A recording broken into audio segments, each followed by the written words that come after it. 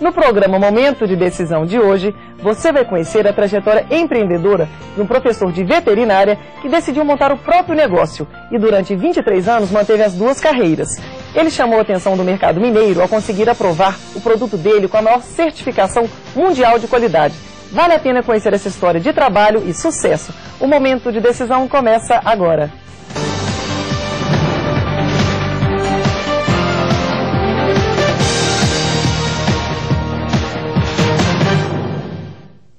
Quando saiu da faculdade, ele fez um plano. Iria trabalhar durante 10 anos, dia e noite, para então se aposentar. Mas após 32 anos, ele ainda não realizou esse projeto. Continua trabalhando muito e não tem data para se aposentar. Está conosco o fundador da água mineral Ingá, Robson Fortes de Araújo. Robson, é um prazer tê-lo aqui no Momento de Decisão. Prazer é todo meu, Liliane. Quando que você percebeu, Robson, que tinha talento para ser veterinário? Eu estudava em Belo Horizonte e tinha poucas opções na época. Eu terminei o científico, não tinha muito recurso para fazer outro cursinho, coisa equivalente. Sim. Então eu fiz, como eu sou do interior, nasci na fazenda, fiquei criado em fazenda, eu resolvi fazer veterinária. Fiz o vestibular e fui aprovado de primeira instância, né, e fiquei muito satisfeito porque eu me acho realizado na profissão. E você ajudava o seu pai na fazenda? Como é que era o seu trabalho no dia a dia? Embora eu tenha nascido na fazenda, eu praticamente estudei toda a minha vida fora de casa. Meu pai morava no interior, literalmente no interior, que é de Resplendor, Minas Gerais, é onde ele tem propriedade até hoje, a mesma fazenda. Sim. E aos 12 anos eu fui estudar fora, interno, colégio interno, que eles iam, e de lá nunca mais voltei para casa, para ficar em casa, mas eu só ia em casa nas férias, né? Comecei a estudar em Aimorés, fiquei lá 2 anos, depois fui para Governador Valadares, fiquei lá mais 2 anos. De lá eu resolvi ir para Vitória, onde fiquei mais 2 anos, lá eu servi o Exército, né? E de lá eu resolvi vir para Belo Horizonte em 1960 e daí não saí daqui mais. E como é que era o estudo no internato? Tinha horário rígido para levantar. Muita disciplina, né? Muita disciplina, horário para levantar, para tomar café, para ir para a escola. E tudo na base da sirene, né? Sirene para aqui, sirene para ali. E eu moldei esse tipo de vida, porque eu gosto muito de ter assim, a minha vida assim, pautada. Né? Eu quando pego uma coisa para fazer, eu quero fazer como todo. Eu nunca deixo ela pela metade. E a decisão sua de ser professor? Olha, depois que formei, eu voltei para o interior. Formei em veterinária, fui para o Conselheiro de Pena. Trabalhei 2 anos no interior. Eu fui contemplado com uma bolsa do governo francês que eu tinha feito na escola ainda, quando estudante, 2 anos depois. E aí eu tive que largar tudo e ir para a França fazer esse curso de especialização. Certo. Foi muito bom, porque eu aprendi o francês, fiz curso total de francês, e fiz 2 anos de microbiologia e imunologia. Isso me ajudou muito. E aí aproveitou então para fazer umas viagens na Europa também, né? Aí lá estando, eu adquiri carro, já tinha trabalhado 2 anos aqui, já tinha uma possezinha, adquiri carro, conheci 14 países da Europa dirigindo, né? Coisa que hoje eu não tenho mais condições de fazer, né? Evidentemente, dirigir 14 países lá na Europa. A gente tem que fazer as coisas certas na hora certa. Na hora certa, né? Verdade. E voltando de lá, eu estava sem emprego, porque eu fui obrigado a deixar meus empregos aqui para poder fazer esse curso lá de especialização. Aí apareceu esse concurso na escola, onde eu tinha formado, passei e fiquei lecionando em 24 horas. Saía da escola 2 vezes por semana. Certo. Porque naquela época existia esse regime, hoje não existe mais. Né? Foi aí que me deu a oportunidade, a necessidade de fazer outra coisa. Então, além de ser professor, você poderia ter outra atividade. Né? E aí você então buscou alguma coisa, né, voltada para outro segmento. Como é que foi então que surgiu? Olha, isso surgiu assim. Que chegou a ideia de você então buscar uma fonte de água. Olha, Liliane, eu acredito muito na providência divina. Né? Eu sou evangélico, sirvo a Deus na igreja presbiteriana do Baixo São Bento, né? E acredito muito na providência divina. O Senhor me deu essa oportunidade de conhecer uma coisa que estava começando no Brasil. Certo. Estava começando. Um colega meu, um amigo meu, disse: Robson, chegou aqui em Belo Horizonte uma empresa que está distribuindo água em garrafão de 20 litros, muito bonito, de vidro. Você gosta de empreendimento, vai ver. Eu fui ver, gostei e fiquei 2 anos programando aquilo. Viajando, conhecendo indústria, conhecendo fábrica. E aí arranjei um grupo e daí começamos. Né? Começamos o empreendimento, arrendamos 2 fontes, uma aqui dentro de Belo Horizonte e outra em Nova Era. E daí nós começamos a trabalhar. E vocês trabalharam em sigilo, né? Bem quietinhos, não contaram para ninguém? 2 anos sem lucro, né? 2 anos fazendo minhas viagens com recurso próprio, né? Sem lucro. Só depois de 2 anos que começou a aparecer o primeiro resultado positivo. Quanto tempo vocês gastaram investindo no produto e no planejamento da empresa antes da divulgação do negócio? Demoramos 1 ano e meio no processo desde o dia que sentamos para fazer o grupo, éramos os 5, né? E sentamos e decidimos, fizemos um contrato social e daí só começamos a trabalhar 1 ano e meio depois. Entendi. E até que eu conheci tudo, os garrafões eram importados do México. E aqui me entusiasmou. E comecei a conhecer a indústria, fontes e tal, e arranjei um grupo e nós partimos para essa atividade. Como é que foi que você chegou até essas fontes? A primeira, a fonte, arrendamos a fonte de Santa Helena, Nova Era. Era uma fonte a 5 quilômetros do asfalto, mas sem estrada. Quando chovia, muitas vezes carregando garrafão nas costas para poder transbordar de caminhão para o outro, do outro lado do atoleiro. Né? Isso nós fizemos várias vezes. E lá em Vitória nós arrendamos uma fonte chamada Belonave, que depois veio a ser nossa. Certo. Né? Depois de algum tempo veio a ser nossa. E aí trabalhamos... E esse acesso já era melhor? Não, essa não tinha problema. Essa era em Domingo Martins, ao lado da cidade de Domingo Martins. Uma fonte muito boa, embora que seja um recurso de água pequeno, mas muito boa. Aí aconteceu que nós começamos a fazer pesquisa.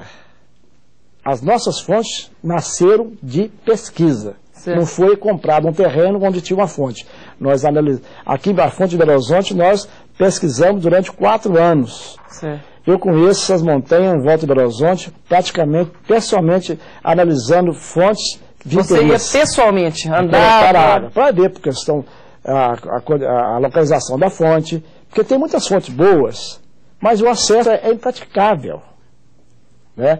Nós tínhamos 5 objetivos principais. Primeiro, a qualidade da água. Nós só pesquisávamos água na montanha. E o seu conhecimento como microbiologista deve ter ajudado? Ajudou muito. Mas foi assim, de decisão. Ajudou demais. Então a primeira coisa é a água ser boa, a qualidade boa. E como é que você sabe se a água é boa ou não? Bom, nós primeiro é o paladar. Né? Primeiro é o paladar, tomar a água, sem fumar, não pode ser... Ela não deve ter gosto nenhum, né? Deve ser nenhum sabor, nem odor, de espécie nenhuma. É o gosto de água que não tem como assim... dissertar ou comparar, né? Então essa é a primeira coisa. Aí leva essa água para o laboratório e faz análise, não microbiológica, realmente pega a água lá na fonte como está, natural. Faz análise físico-química. E dessa análise físico-química você vê realmente o que tem dentro dessa água com minerais. Então nós tínhamos o objetivo de ter uma água leve, óleo mineral, chamada água óleo mineral, leve, com poucos minerais. Entendi. Agora, não é só ter poucos minerais. A água tem que ter os minerais que são propícios à saúde. Bom, então aí nós temos 2 características. Em quantidades equilibradas. Agora, tem águas minerais que têm os mesmos minerais, mas tem uma afinidade de outros minerais que não são adequados, que são minerais que não deviam estar ali. Então, quantas características a água tem que ter? Ela tem que ser boa, você tem que analisar essa qualidade mineral. Essa é boa, palatável, daí de você levar na parte de físico-química, né? Você vê quais são os minerais que ela tem e a concentração desses minerais. Entendi. Por exemplo, na Europa e nos Estados Unidos, a água, normalmente boa, está escrito lá, não tem sódio. Certo. Quer dizer, ou tem sódio dentro do máximo permitido pela Organização Mundial da Saúde. Então, o nosso objetivo era procurar uma água leve, que tinha os minerais praticamente na forma de bicarbonato, que é a forma mais absorvível, né?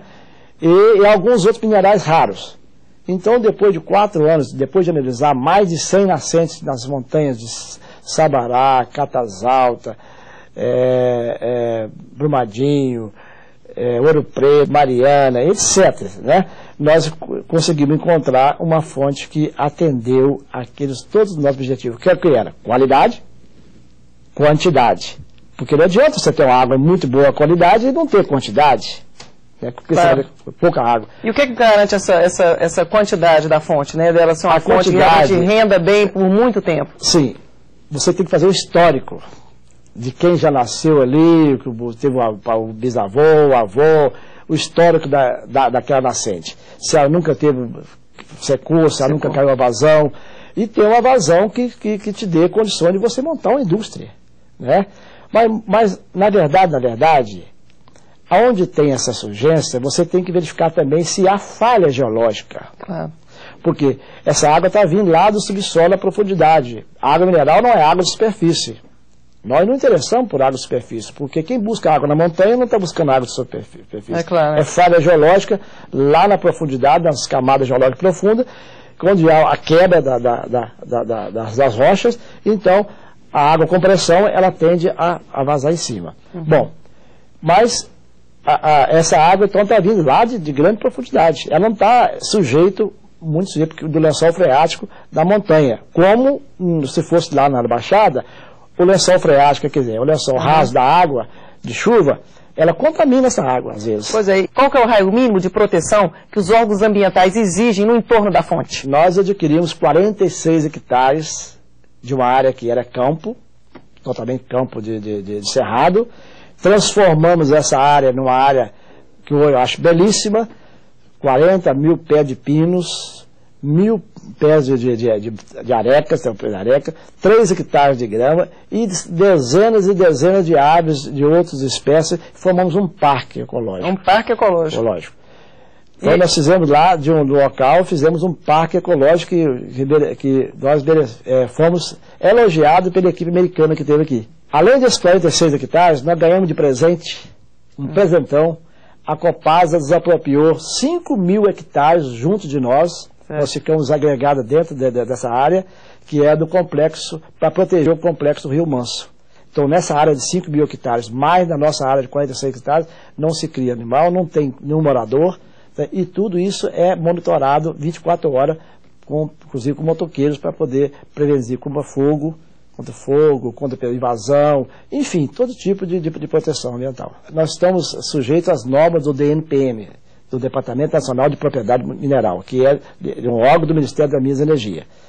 O DNPM não tem área, ele não tem assim uma área definida. Entendi. Entendeu? Então, o proprietário, o concessionário é que tem que proteger a sua fonte. Perceber isso, né? Porque a fonte tem que ter qualidade. Porque veja bem, nós temos fontes hoje no Brasil, várias fontes, inclusive fontes de nome, que é dentro da cidade. É verdade. Nós temos aí as fontes lá do sul de Minas, né? Não vou citar nome, mas várias fontes lá da sul de Minas, que são todas dentro da cidade. E aí o consumidor é que sai prejudicado. Bom, isso aí eu não vou entrar nesse detalhe, porque eu tenho, por exemplo, foto. Nós estudamos esse assunto. Sim. Eu estudo o assunto de água e águas minerais. No mundo todo, não só no Brasil, nós temos uma coletânea muito grande dessa coisa. E eu tenho fotografia de jornal local, onde pessoas estavam tomando banho de bermuda, senhores de maiô, à beira do Arruda. Naquela época, 1920, 1925, 1930. Né? Quer dizer, o que andou? Quer dizer, as coisas são dinâmicas.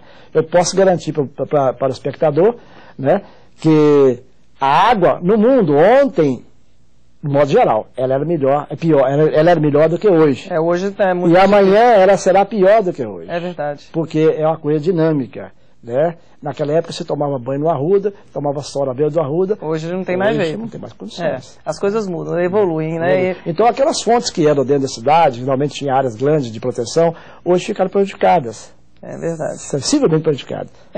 À medida que vem o progresso, essas questões ambientais têm que ser mais preservadas, não é verdade? Por isso que nós, na época, nós decidimos, com esse conhecimento de microbiologia que eu tive, né, tenho, então a gente procurou direcionar as pesquisas para a área de montanhas em região totalmente rural, longe de centro urbano. Bom, no próximo bloco nós vamos continuar esse assunto. Não perca no próximo bloco o maior momento de decisão do empresário Robson de Araújo, fundador e presidente da Água Mineral Ingá. Até já!